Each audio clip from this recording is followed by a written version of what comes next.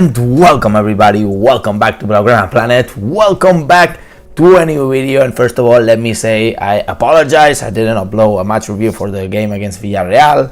I have been absent the last few days, a very busy life I have, and unfortunately I cannot keep up with everything, but I am back. That's the best news, because we're here together. And big things, still October, heavy October for Football Club Barcelona, big things coming. We can still remain in the Champions League, who knows, we will see this upcoming week, as Inter is going to be playing Victoria Platzen and we're going to be playing Bayern de Munich. So the chances are that Inter needs to draw at least against Victoria Platzen, and we need to get the 3 points against Bayern de Munich. Difficult but not impossible, the chances are there. But before we have Barça against Villarreal. A very tough game. Sorry, Barça versus Athletic Club. My head is nowhere to be seen. Barça versus Athletic Club. Very tough game once again. Heavy October. By the way, the return of Mr. Valverde to Camp Nou. The return after a lot of things happened in Camp Barça. Setien, Koeman, now Xavi, elections. Wow.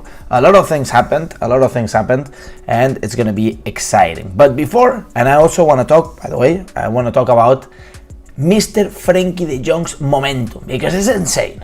Frenkie de Jong is really starting to become a very important player for Football Club Barcelona, and it's literally what we needed.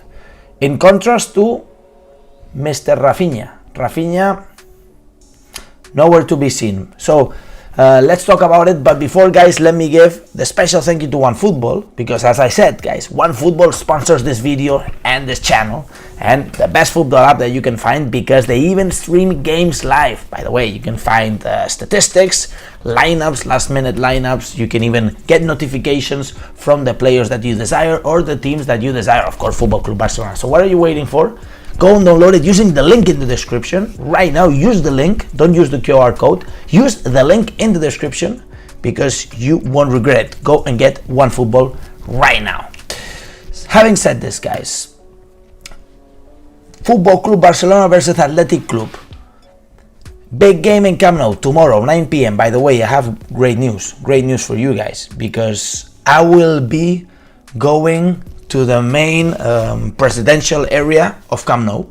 It's called El Palco, basically La Llotja, where the president stands. I will be there, invited by my very good friend Joan Soler, and I will try to record some sort of a vlog. The thing is that it is not allowed to record inside. Okay, I will try my best, and we will try to leak some images from the presidential suite and everything. Hopefully I can grab a picture with Mr. Joan Laporta, and we're gonna talk about the match review, of course. But before, guys, I want to talk about Frenkie de Jong's momentum, because last game against Villarreal, he did play exceptionally well in the position of Busquets, and Xavi understands that Frenkie de Jong is very flexible. He can play as an interior, let's say in the Pedri position and the Gavi position, or he can play as a holding midfielder in the Busquets position. He's very flexible. Indeed, he can do both at a very high level. Even he can be an offensive player. Therefore, I think that Frenkie de Jong is a very complete player, and certainly we need to recuperate Frenkie de Jong, because in the last years we haven't gotten the best from Frenkie de Jong because of many reasons. Possibly the fact that the club is in shambles and in a critical situation. But to me, Frenkie de Jong needs to step up, and is stepping up right now, and hopefully he can keep this momentum, because it's gonna help us a lot, taking into account that Busquets is so old, this guy can't keep up. I really want to see Frenkie de Jong continue stepping up like he's doing. It's gonna help us a lot. Big contrast, guys, with Raphinha. As I said, Raphinha, since we signed Raphinha, he hasn't been really doing much. I think that Raphinha is having a hard time in La Liga. We will see if we are going to be regretting his signing. Hopefully not, guys. I don't want to throw the towel. I don't want Raphinha to become the next Ferran Torres, which, by the way, I think Ferran Torres is reviving, and Ferran Torres is a very young player, much younger than Raphinha. In fact, Raphinha is 25 years old, and Ferran Torres is 22 years old. So give Ferran Torres a break, because Raphinha costed pretty much the same amount of money and is producing not zero, but very close to zero. In fact, if we look at his stats in La Liga so far, guys, these are the stats of Raphinha. He started 6 games, total games played 10 games, okay, but he started in 6 games, 500 minutes, only scored 1 goal, only gave 1 assist. Starting to worry me, guys. I think that Raphinha, one of the qualities that he had, it was having goal, right? And we signed players looking for goals, because last season we couldn't really score goals. And Fati has a lot of goal. Lewandowski is the top scorer of La Liga. In fact, if we look at the table of top scorers, he's topping the table at 11 goals right now, Lewandowski, and the closest is Borja Iglesias with 7 goals. I mean, we are doing pretty well right there. And I think that with the momentum of Lewandowski, he's most probably going to be bagging the Pichichi. I mean, so far so good. Let's knock on wood he doesn't get injured, right? But compared to Raphinha, as I said, Raphinha having gotten a lot of minutes, not having too much effect, and it's certainly a little bit worrying, taking into account we invested a lot of money. So having said this, guys, I want to analyze the Barça Athletic game. Right now, the situation in La Liga is that we are trailing behind Real Madrid. By the way, Madrid played today, Saturday. They did win against Sevilla at home in El Bernabeu, and in a game in which Sevilla was equalizing the game around minute 60, they were equal, and finally Real Madrid came back, and then so they won the game. So we have 6 points difference with Real Madrid. Of course, we have a match to be played. It's going to be the last match of the game week. And Athletic de Bilbao sitting in 6th position, in the Conference League position, not in a bad situation. Ernesto Valverde has done a great job with the Athletic Club. They are playing very solid. In fact, let me show you their last games. They did draw against Getafe, which is not the best result, but they did of course win against Almeria. They did win against Rayo Vallecano, against Elche, drew against Sevilla away, which for Athletic Club is an important result. They did lose 1-0 against Athletic Club de Bilbao, but I really believe that Ernesto Valverde is doing a great work with Athletic Club. Of course, he just got the club back after a few years, and he's still shaping the club. But right now, sitting in sixth position, Athletic Club is a dangerous team. Looking at their lineup, they're going to be defensive, dangerous players. Of course, they have Iñaki Williams and Nico Williams, the Iñaki brothers. They're both very fast. Of course, Iñaki is much more experienced than Nico, but Nico is very dangerous. A lot of disequilibrium being created by on that side. And Muniain, of course. The top 3 are very dangerous. Muniain is a player that is not really a winger.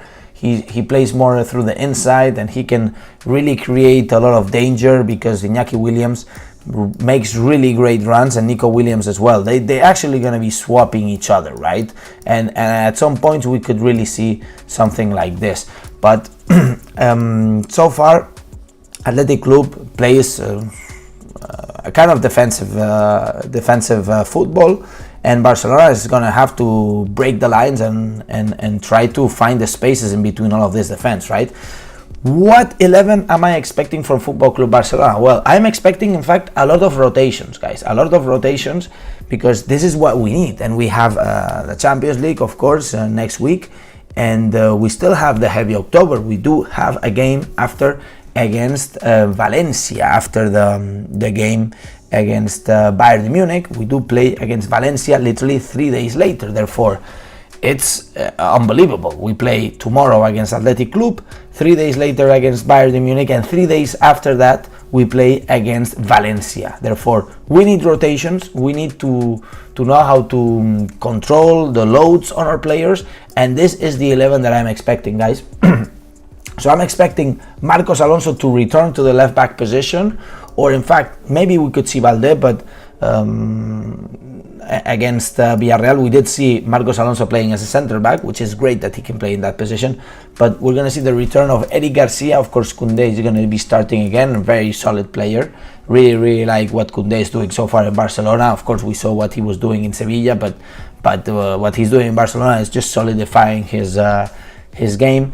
Bellerin, I expect Bellerin to start because we want rotations again with Sergi Roberto. You know, he had a few injuries just a few months back, and I think Bellerin, after 2 months being out, he got minutes against Villarreal, and I think he would be starting the game, right? Because we need rotations.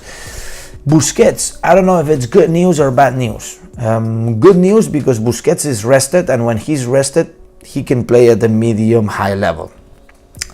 Bad news is that he's going to be starting the game. I don't know what the contrast is. Let me know if that's good news or bad news for you, or do you really want to see Busquets or not. But I think that Barcelona, Xavi Hernandez is going to rest Pedri González, because Pedri González has been playing so many games so far. And if Frenkie at a high level, he can play as an interior, and I would like to see Frenkie de Jong as an interior. Kessie is another option. I see Ayo saying Kessie should start, but to me, Kessie is just not solid enough. It's not a player that gives me the tranquility. In fact, I really believe Kessie is not fitting in this club. It's not fitting in Barcelona. Just the style of game is very different, and I know we need different players in some points, but it's not convincing me at all, you know? This guy came in as an offensive, strong player with goal, and he's doing none of that. So, not convincing me. Gavi has that position very well covered, very, very well covered. Putting Kessie over Gavi is just insane. I wouldn't do that. But certainly, you could do Frenkie de Jong as a holding midfielder, Busquets out, and you put Kessie. But I think Busquets is going to play over Kessie because Xavi likes Busquets. On top, I have my doubts here. But what I know is that Raphinha is going to be sitting on the bench. I think that Raphinha, right now, he's going to need to regain his starting position in the club. Ansu Fati, in a great momentum as well. Ansu Fati played 75 minutes against Villarreal. I think that Ansu Fati could be starting again, although the only doubt that I have is that if Xavi wants to rest him because of his knee. But otherwise, I would definitely play Ansu Fati. If his knee is 100% perfect and we know that we can take risks, or not taking risks, like there is no risk, then play Ansu Fati for sure. Otherwise, I would not put Raphinha, but I would put Ferran Torres. Ferran Torres maybe on the other side, but yeah, play Ferran Torres instead of Ansu Fati. Raphinha needs to regain his starting position in the club. How? Well, scoring goals, creating danger, coming off as a sub. Of course, Lewandowski is going to be always starting, but we need to rotate Lewandowski at some point, but tomorrow is not the game, it's not the day. Okay, so I think Dembele is gonna come back again. There is some sort of controversy. Dembele creates danger, but loses a lot of balls, and that's not good for the team. It makes us run back, and certainly Dembele takes very bad decisions. Something that Ferran Torres doesn't do. I think Ferran Torres is playing quite well lately, and certainly Ansu Fati takes much better decisions than Dembele. So I believe that Dembele is also in danger in this club, because losing so many balls is not healthy. Therefore, to me, right now, Raphinha and Dembele are not of my likes, to be honest. Are not of my likes because the fact is that we need possession. We cannot just cross the ball into Lewandowski while he's being covered by 10 defenders. We shouldn't do that. So, guys, this is my review, guys. What do you think? Let me know in the comments. Of course, subscribe and hit the bell notifications if you want to be updated. And tomorrow we will be uploading the vlog, or possibly after tomorrow. What I will do for sure is record a match review from the presidential area. Okay, I will record the match review. I will try to sneak in and record the match review. Of course, I wouldn't be showing in the match review the insides of the presidential suite, but I will do in the vlog. I will try, okay? I will try. Knock on wood, it happens. So guys, let me know everything. Let me know your match predictions in the comments down below. Of course, if you enjoyed it, destroy the like button. It helps us so much. And now, and as I always say, Visca el Barça, Visca Catalunya, and see you in the next video. Vamos!